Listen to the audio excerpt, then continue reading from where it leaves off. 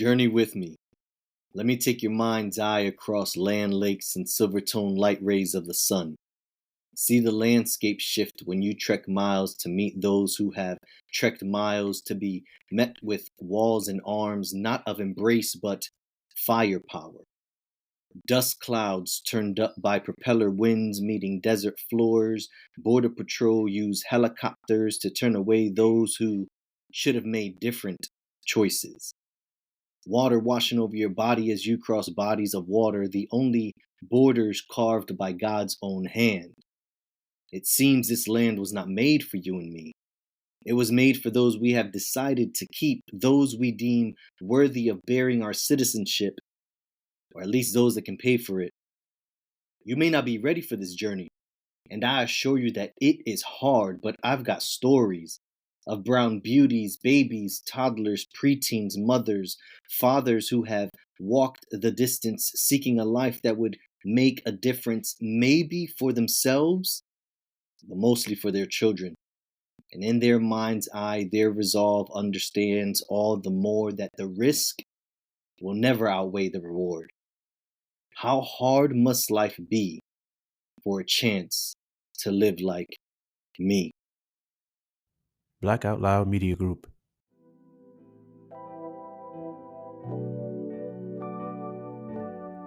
Welcome back to another episode of the Brown Sugar Cafe podcast, the place where poetry meets conversation. I'm your host, Terrence P. Elmore, and before we get into today's topic, make sure you hit that plus sign so you don't miss an episode. Also, please subscribe to my blog, thebrownssugarcafe.blog, and if you find any value in this episode or any other episodes, make sure you leave a heartfelt review. So with that being said, let's get to it.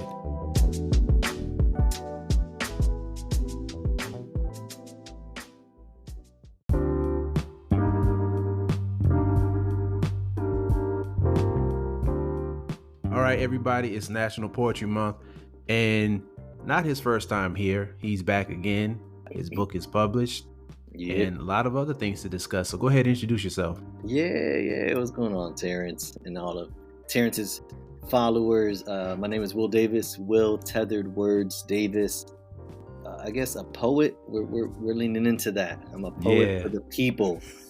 I want to be able to speak life, inspire dignity, and do good in this world, and so I try to do that through my writing. And like you said, I finally, last time we spoke, it was like we just said probably a year ago, and I was trying to publish my book, and here we are. It is published, my guy. I'm excited about it. How does it feel? Dude, it's amazing. A lot of different emotions, because you're putting a piece of yourself out there in a different way that I've never experienced with. As a creative, I draw or write. I've done, art in different forms, but to put together a book, it's a whole new level. Yeah. It's a whole new level of putting yourself out there and then embracing being an author, a published author. And the sweet thing has been the embrace of the local community, and just people recognizing this art that I put out there, so it's been real cool. And that piece you opened up with, what's the name of that? That's called Journey With Me. It is on my website, tetheredwords.com, which is my blog, and I've got a page for the book there, and words is WRDS. So Tethered Words, WRDS.com. But it's called Journey With Me. First of all, congratulations. Thank you. And I love the color of your book. What made you go with orange? So I'm gonna give all of that respect and honor to my designer. She really went with the orange, but we were talking about optimism and a juxtaposition of the heaviness of the weight of words versus how do you engage someone. And so orange speaks into the vibrancy, to hope, to optimism. And so because there is some heavy darkness within the poems themselves, because by nature of the theme is immigration. And so the weight of all that, so we wanted something to juxtapose the heaviness of that and then just, attract your attention to it. So I've got this Pantone orange, if you will. Yeah, it's very, very beautiful. I love that you went with a hardcover. I said that Yeah. my next book could probably be a hardcover. It's a game changer. Yeah. This is pretty dope. I love that you incorporated photographs in here as well. It also helps. I mean, the words themselves immerse the reader into what you're writing about, but the photos really help. Yeah. The photos really help, and I know that. Well, my listeners may not know if this is their first time hearing you that you are into photojournalism. Yeah. And you're well, I'll let you go ahead and elaborate on that. Man, I don't know. I wear a lot of hats in what I do for, serving the community, or what I like to, I just try to be a good citizen of the world, but yeah, photojournalism, poetic journalism, I have stepped into this world of writing a few years ago now, because this book, I started writing these poems, it's like 4 years ago now. Yeah. And so here I am. One, I'm a different writer than I was back then, so it's cool to see my own journey. And some of the things I read, I'm like, dude, I could have said that better. But that was also where I was, right? You're right.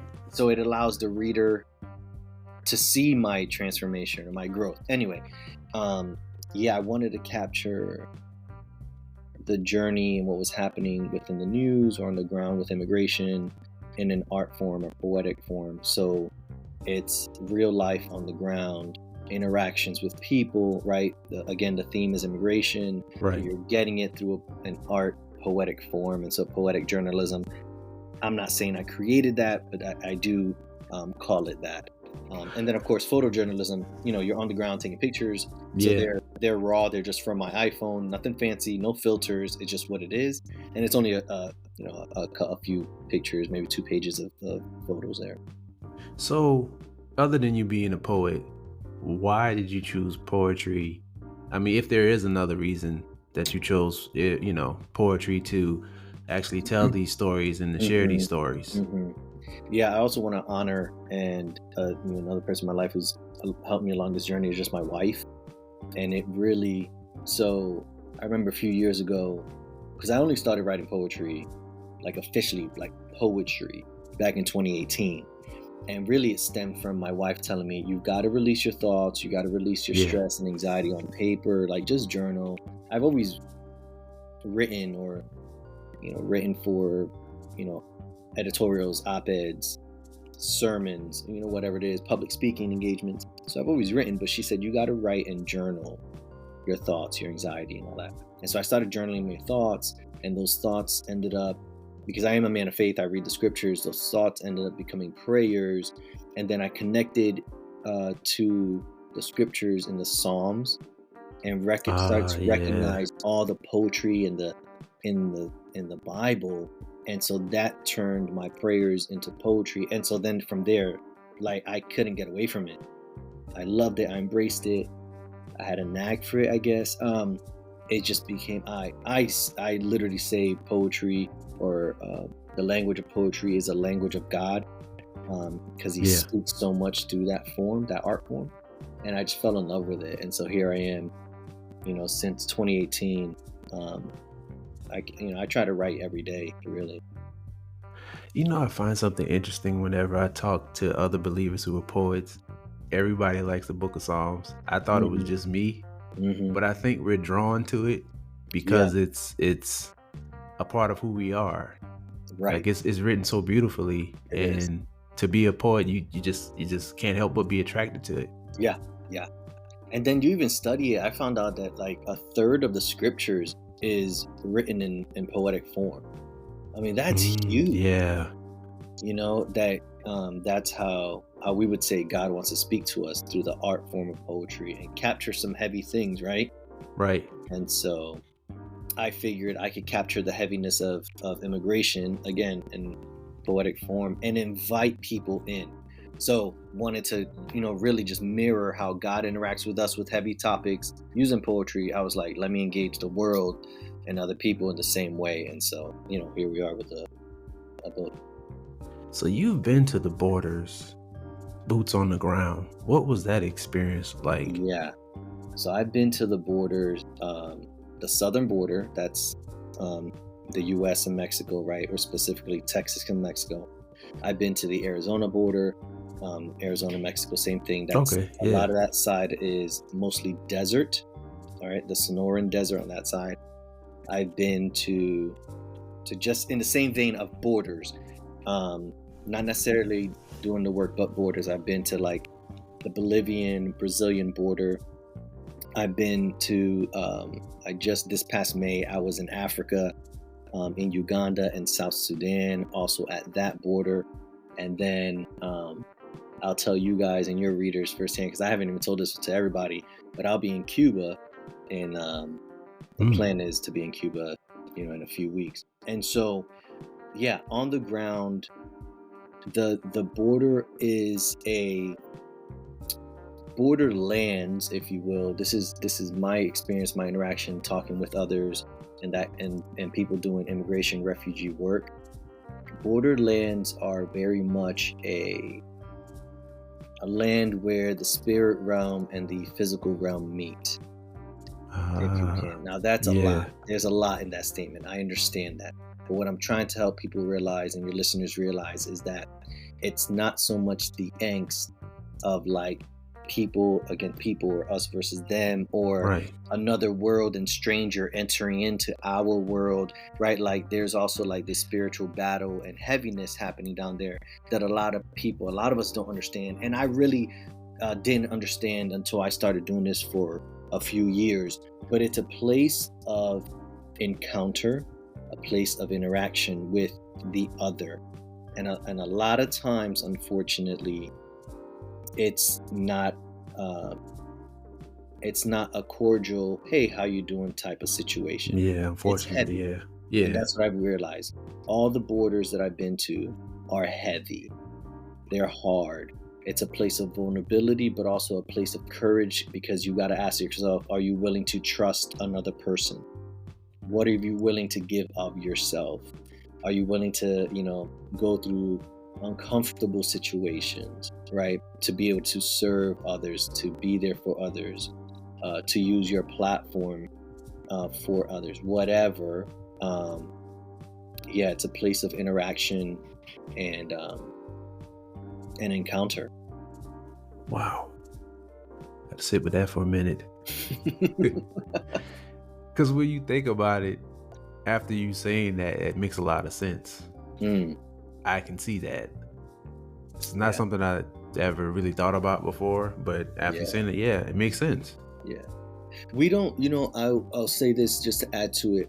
Americans, we don't realize, because we're born into it, like the landmass of America is huge. Okay. Yeah. So if you speak to I've also been to Europe. So if you speak to our European counterparts, in 2 hours, if they drive 2 hours, bro, that's like a whole nother country. Yeah. Yeah. For Because real. they're so close. In 2 hours, you're still in like your own. I'm still in Somerville. Right. Because of traffic. Exactly. Good for you. But it takes, well, our closest point, it takes 3 hours, and then we're in, before we're in North Carolina, but you're still in your own country. Right. Yeah. So yes, you can go to different states, but you're still within your own country. 16 hours to get to Texas, but I'm still within my own country. A lot of countries, you can't do that.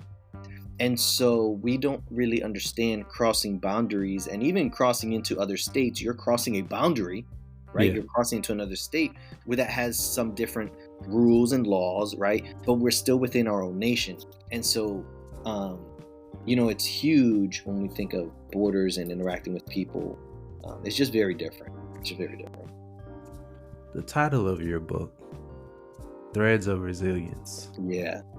How'd you come up with that title? Man, that's probably so I knew it was about people. I knew it was about connecting people. That was probably the 10th version of the title. I can't even tell you what the other ones were. But I was like, how do I connect with people? And really was about almost my statement of how you're giving yourself to the other person, right? Vulnerability, exchange. Yeah. weaving, like I kept coming back. I think it stemmed because I had a poem somewhere. One time I wrote a line about the tapestry of humanity. And so from there, I was like, oh, we're connected. We are, right? We are in this together. We are one globe, but yet we're at odds, right? For whatever reason. But I was like, how do we connect to each other? And so I had that line, tapestry of humanity, and it kind of just went from there. But yeah, I'm pretty sure this was like the 10th version of a title. But the subtext is weaving the human spirit, right, through poetry. Yeah. So yeah, threads of resilience, stuff like that. Weaving the human spirit. Yeah. You spoke on dignity. I think, I remember you seeing the post saying, speak life, inspire dignity, and do good. Do good, yeah.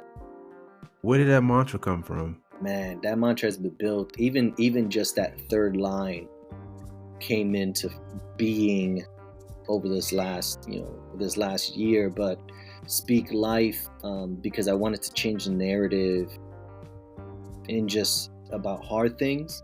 Yeah. Right. Speaking life, I think, is a calling of, back to spiritual talk, is a calling of believers as saints, right? Like God speaks life into everything, right? Like he brings everything to life. He changes things when he speaks, even if it's hard.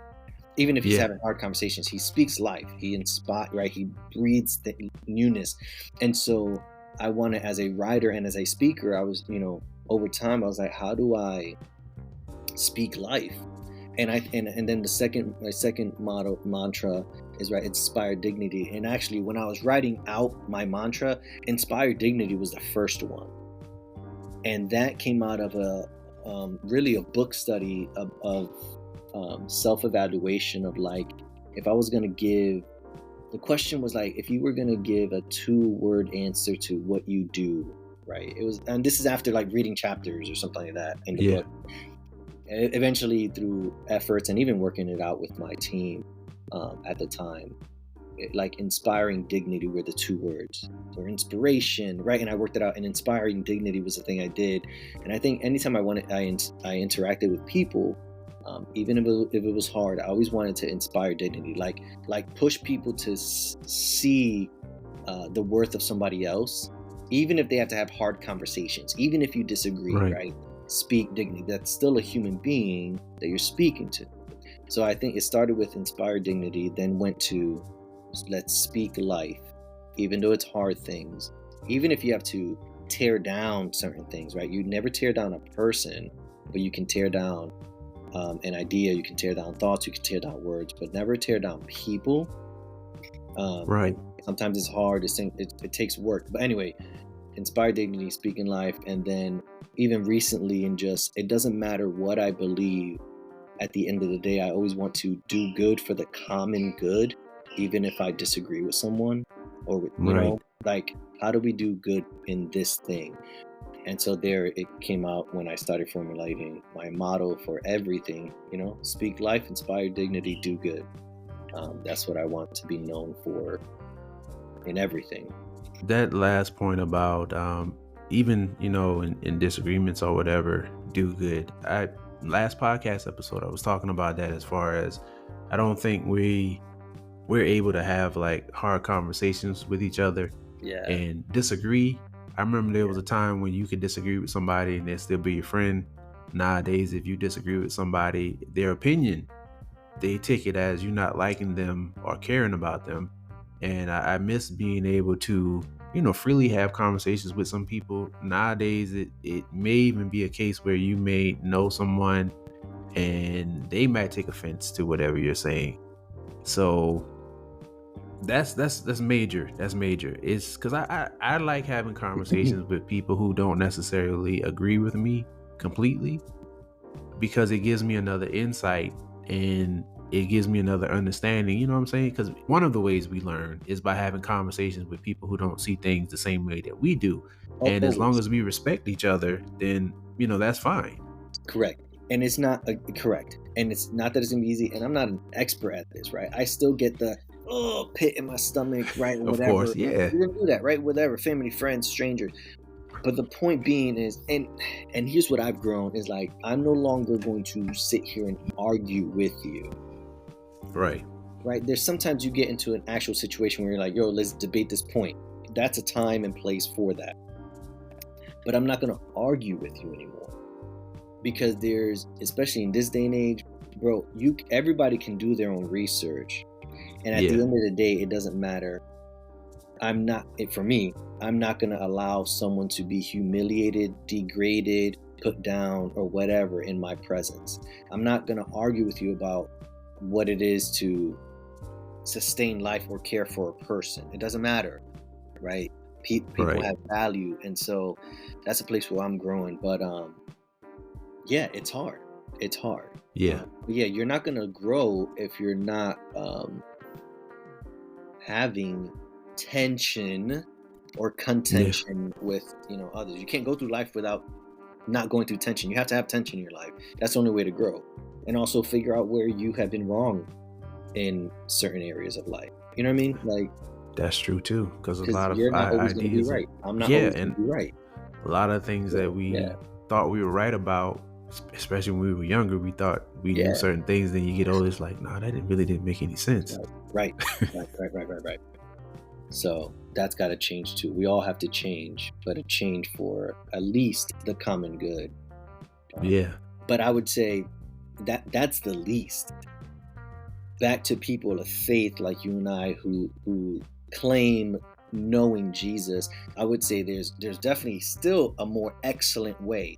But at base level, common goodness, courtesy, kindness, grace, mercy, like that's just, bro, that's base level. That's like that, that's like a Mario game. Somebody should just hit you and grace falls out, right? Like coins. I like that. Or like Sonic the Hedgehog, right? Like somebody hit you, golden rings, baby, golden rings. Like, that's good, man. I'm gonna have to use that. Go ahead, baby, that's yours. But yeah, that's common. So now that this book is out, you did say that you write every day.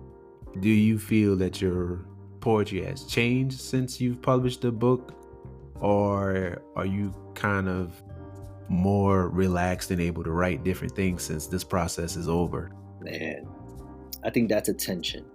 One, I'm like, have I set the expectation of like, well, now I have to write this same thing because I put a book out, so now everybody expects me to write within that same theme or narrative, rather than just me writing, But then it's like, I put a book out, so I got to keep putting it in people's faces so they buy it. So, so it's just like, my goodness, how often? I didn't write the book because I want to make, I want to be rich or make money off of it, but I want people to embrace it and enjoy it. Yeah, of course. So what's the balance of that? What's the balance of social media these days? When I used to write just for writing's sake, write to, if someone comes across it, they feel dignified in some way. But I do think I still have changed. The refinement is different, right? Okay. I think how I layer things changes. How I word usage. You find yourself using different words. You grow in your understanding. Your lexicon grows, or you hope it grows, right? Right. And even I was taking notes one time, and I shared it with the team, and there was a comment that came back to me that had nothing to do with what I was sharing with the team. But she asked me, she said, "You're a poet, aren't you?" And I was like, "Yeah, why?" She was like, "Because you write like a poet." And I was like, "Yeah, interesting." Yeah, so it's interesting how it just becomes part of you, anyway, so. Yeah, and even when we have conversations, it just, sometimes you say things and it just comes out poetic. And so I remember our first episode when you were saying how it took you a while to actually embrace the mantle of poet, which is actually the name of that episode, Embracing the Mantle of Poet. I was just like, but it's so natural with you. So it's that humility, and it speaks to your character as far as, you're doing this because this is something you love. It's not for, oh, okay. Looks like we lost him there, guys. Well, maybe he'll come back in, hopefully. Hey, sorry. No worries. I was just sitting here. You would think internet connection at a school would just be perfect, right? Yeah. That. Oh my goodness. I forgot where But yeah, I was just speaking on you embracing the mantle of poet, and that was actually the name of the last episode you were in. It was called Embracing the Mantle of Poet. Okay, so back to Inspired Dignity. I remember seeing that when you did that workshop, that was something you wrote. I can't remember what the prompts you had us do, but that takes me back to the workshop you did. Are there any future workshops coming up? Yeah, there are. Yeah, there was a writing prompt that we did at in Somerville. Yeah. We talked about what poetry means to us, and looking within and how it speaks to us, even some symbolism there. I even used some of the symbols I use in my art, and the flowers I use and stuff like that. But anyway, yeah, I'm hoping to do a workshop with the Charleston County Libraries. Okay. And so I'll be doing that with Vera Nation, Abby Duran. And so we will be collaborating, like finalizing that shortly. So I can send you information on that workshop for sure. And I want to incorporate it'll also incorporate like the arts. Because I want like visual arts. So yes, we'll be writing, but also let's create something visually as well, from that. Yeah, your logo, I always tell you about this. It's so dope. Like, again, how did you come up with that? Man, again, I always like to. So I, as a creative, I started off. I didn't start off writing. I started off.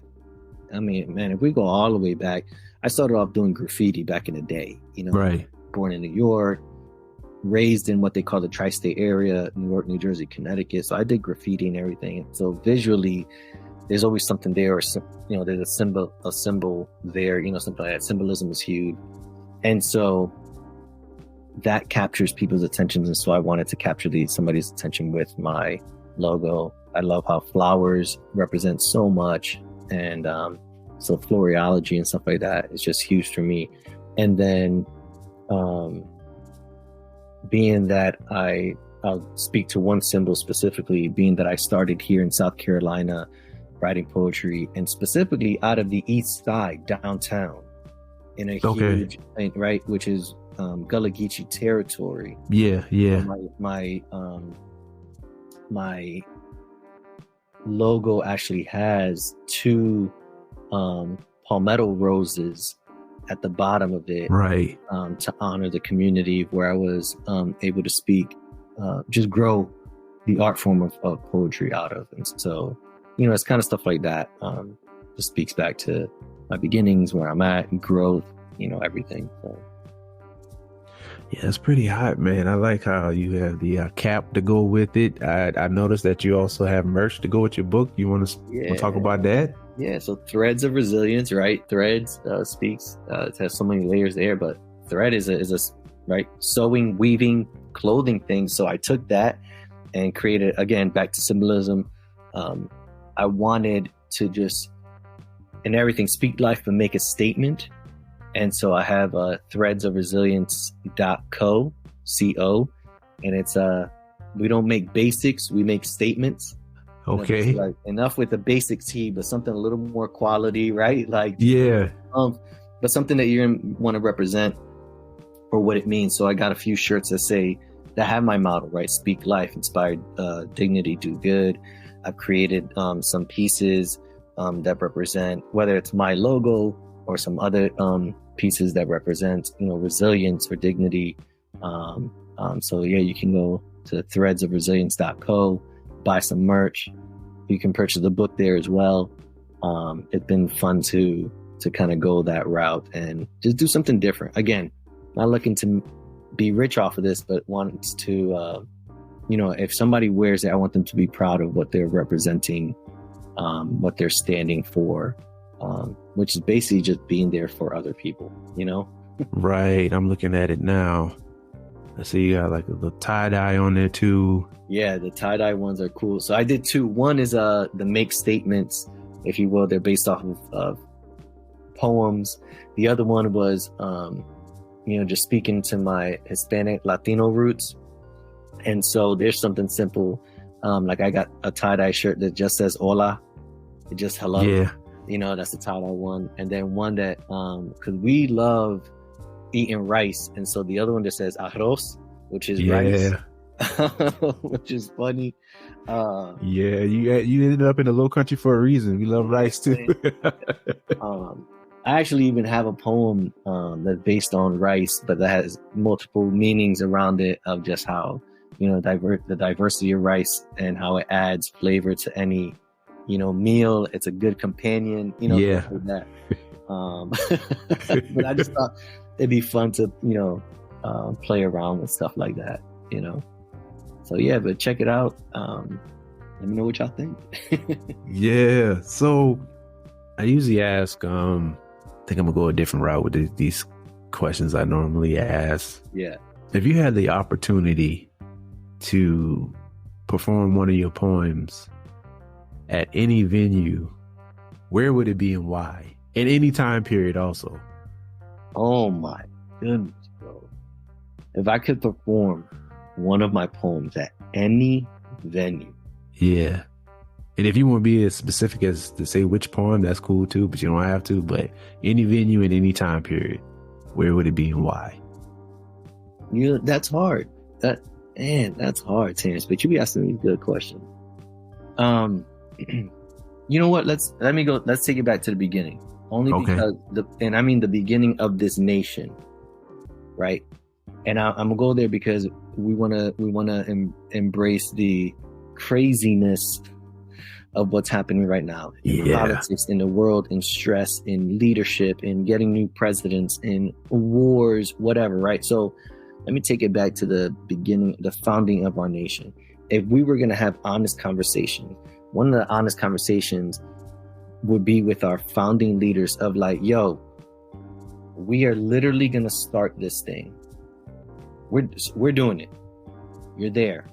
We're creating a whole nation. Are we really for the people and about the people? Right? Are we all created in the image of God? Like, y'all gonna write this constitution, y'all gonna do this thing. Right. Right? All are created equal. Do you really mean it? And what is gonna be the foundation? Because we all want to say, well, the Constitution, I'm not trying to go political, but we use this language, right? Well, we also right. Let me speak to you, in poetic form and be like, write it out right now. How are we going to be a nation of the people, for the people, no matter where you're from, and see where it goes from there. And you would hope that changes everything. How we care for people, how we do things, how we set up laws, right? You're right. Is that idealistic and optimistic? I guess. At the same time, is beauty birthed from pain? Yes. So have beautiful things been birthed out of this, and out of our crazy and out of our history? Yes. So, that's a hard thing, but I would love at least a chance to say, hey, could we get this right? Could we get there through a different route? Yeah. Right. Like, stuff like that. But. Oh man, that's good. Yeah. I didn't expect you to go there with it, but that's a real good answer. Appreciate it. That's a really good answer. Something else I didn't ask you last time. I don't think I asked any of my guests last season. My poet guests last season. Who are your favorite poets? And the reason why I'm asking you just because I was asked this recently several times. I'm like, these questions have never come up before. So I'm gonna just put it out there. This is one people have asked me this question before. It's an embarrassing question for me. I do not know. I'm terrible. Have I read poets and writers across? Yes. But I am terrible at having fully engaged the literary poetry world And so, people could sit there and be like, yes, I've read Shakespeare. Yes, I've read, Frost. Yes, I've read it. But like, have I? Yeah. Have I even Homer? Yeah. Good morning. I wrote an allegory this morning that I'll post later, based on Homer's, the ancient writer Homer that wrote. Yeah. I took Iliad and the Odyssey. I took Latin in high school. So all that. So I even more, it's not that I haven't read people. I'm not well versed in that to be like, yes, I always read this person here. It's a terrible because it just shows I'm just a novice in that area. That's just what it is. But I love to grow, and I have a collection of books. I love supporting my people. I've read your stuff. I love to see where everyone is in their journey. But I also like being on the ground and finding the average show. Yeah. Thank you, everybody who's made it. But like, we all have something to say and can share stories differently. So I don't know. Do I have a favorite right now? Not really. Got it. I have read a ton. So you spoke about books, and that brings me to another question. I always see that you're reading Three Musketeers. Yeah. Why is that a book that you like? And has reading that ever played into your poetry? Does it play into your poetry now? I think, I read Three Musketeers. Actually, that goes through a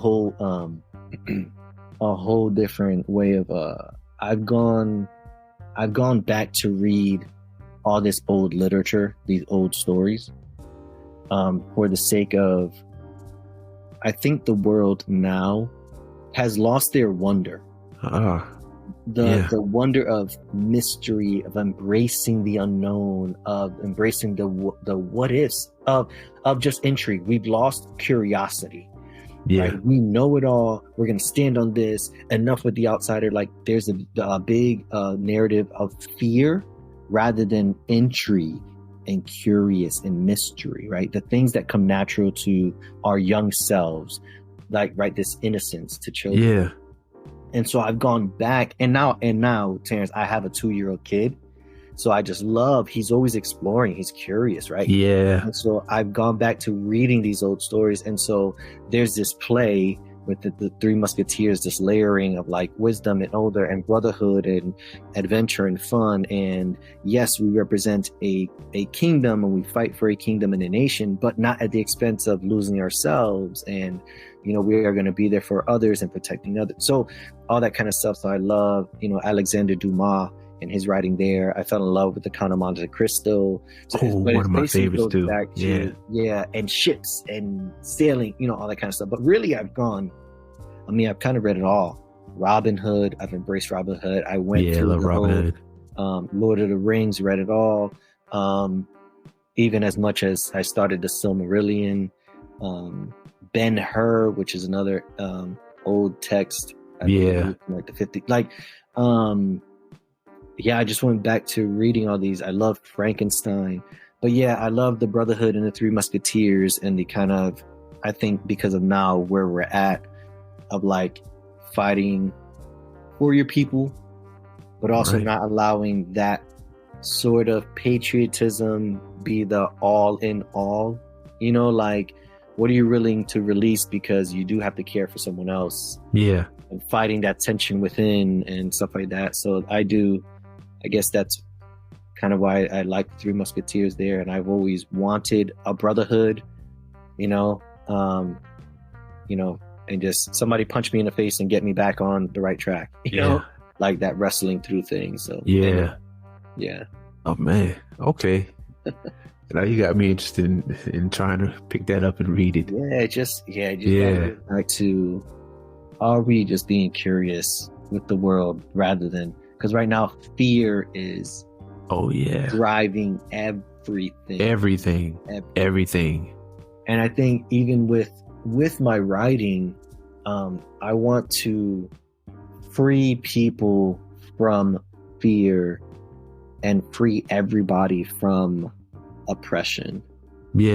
So whether it's reframing a narrative, telling a different story, telling the truth about things, but not leaving it there, Like we have to unshackle our minds and hearts and spirits from darkness and oppression. And so I think the arts and writing does that in a different way that other literature just doesn't. And so, I don't know. It's the age of the poet, I think. Yeah, for sure. One last question. What's something about you that many people may not know, but you wish that more people knew? It can be crazy. Like, I don't know, you wear your socks inside out. I mean, anything. Oh man. I don't know. I mean, just back to this writing thing, I didn't, you know what, a vulnerable moment is that as confident as I am, I'm not as confident as I am. I think people always see me in the limelight, and they do, or up, speaking, especially if you know me locally and stuff like that. I'm always with the people and out front. But man, I still have to put my socks on like everybody else, right? One at a time. Yeah. I'm still learning, making mistakes, but I'm willing to look within and be like, okay, let's change that, or let's continue doing this. It's been a journey. But I've been writing. I've not been writing forever. I've been writing since writing poetry rather, only since 2018. That's fairly new. Right? When you say that, I just think that it goes back to that embracing part, because you've been writing. And I think that if you like, do you ever go back to your old like journals or things that you might have written like high school or even then? Do you find the poetry in that? Man, yeah, I find like these one-liners. Yeah. And I was like, man, what is that? But then I can take it and like just run with it, So I find one-liners and things that I didn't even know was there, or that was part of me. I got a suggestion that I got from one of my guests recently. She said that I should do this with probably my first book or my second book, or just in general. She was like, just maybe pick a line out of something that you like, and you said you found a line, and then write a poem built off of that. Now, I'm not trying to give you homework. You know what? You're reminding me. There's actually a poem that came out of that technique right there. Okay. It's actually in my book. Okay. Well, there you have it. Listen, I was listening to NPR, and Pope was speaking, and there was a line that hit me like a ton of bricks, and the line was "Beauty heals." Beauty heals, and so then from there, that inspired a whole poem called "Beauty Heals" when I was down at the border, and just ran with it. And so it's just, that does happen for you to put a line, but I guess that's a cooler technique for you to go back into your own writing and seeing where you have these one-liners that can just springboard you, into a whole new direction. Yeah, man, I appreciate talking to you as always. I'm gonna let you get out of here, but before I let you go, tell the people where they can purchase this book, where they can get in contact with you, anything you want to share, any events coming up, the floor is yours. Yeah, it'd be great. I really appreciate you all. You can follow me on Instagram. All my poetry is at Tethered Words Poetry, right? That's WRDS for words. You can find my book and all of my new merch at threadsofresilience.co. And I appreciate you, Terrence, so much, and appreciate all your listeners and love and support.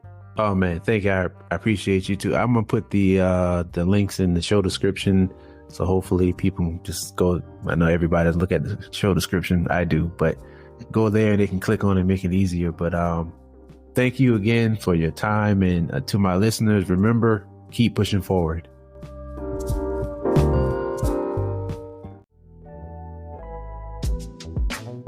Thank you for tuning in to another episode of the Brown Sugar Cafe podcast. Once again, I'm your host, Terrence P. Elmore, and this is the place where poetry meets conversation. Hit that follow button and turn on your notifications so you won't miss an episode. Check out my blog, thebrownsugarcafe.blog. Also connect with me on Instagram at The Brown Sugar Cafe. Hope you enjoyed this episode, and as always, remember, keep pushing forward.